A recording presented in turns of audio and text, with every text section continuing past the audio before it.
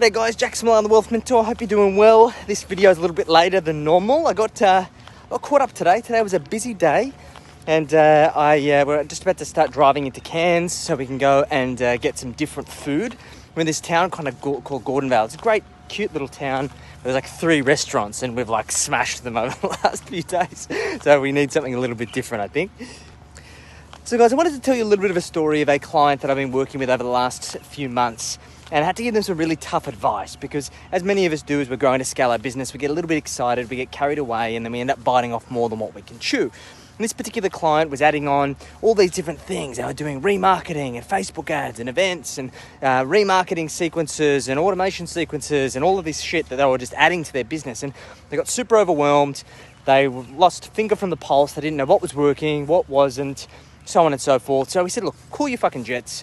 Let's pull back a little bit. Let's go back and establish a baseline so we can work out exactly what's working, what's going to push the needle forwards, and just make financial-based decisions, because we can do all of this cool, sexy stuff, but it's time-consuming, it's stressful, it burns money, and this creates what we call cash flow bottlenecks in your business. It's adding no value to anyone except Mark Zuckerberg and every other marketing agency that's taking your money.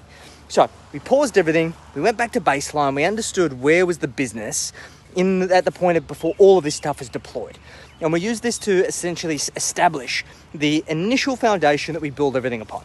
We then identified, by looking at the KPIs and looking at the metrics, where was the low-hanging fruit. And we worked out, well, the actual low-hanging fruit was putting up price. So we decided, okay, let's not change anything. Let's put up price by 20% and let's see what happens to conversion. Do we get 20% of less people saying yes? And if so, then we can work out what's the best way to optimize from there. And this is the interesting fact. We increased price by 20% and the conversion rate went up by 10%. I don't know what that means, but probably because there's more conviction, charging more of a price. People saw that there was more value to be had. And as a result, the conversion rate went up. Fantastic. So then we worked out, well, what's the next bit of low-hanging fruit? Well, there was a drop-off between appointments booked and appointments completed when it comes to discoveries. So we worked out, well, what can we potentially do to optimize that? So we then sent them back to the agency, to the copywriter, got them to write some emails, got them to maximize that conversion rate, and we could see that we can increase the sharp rate by 25%. So it was these financial database decisions that allowed us to increase price by 20%, increase conversion rate by 10%, increase sharp by 25.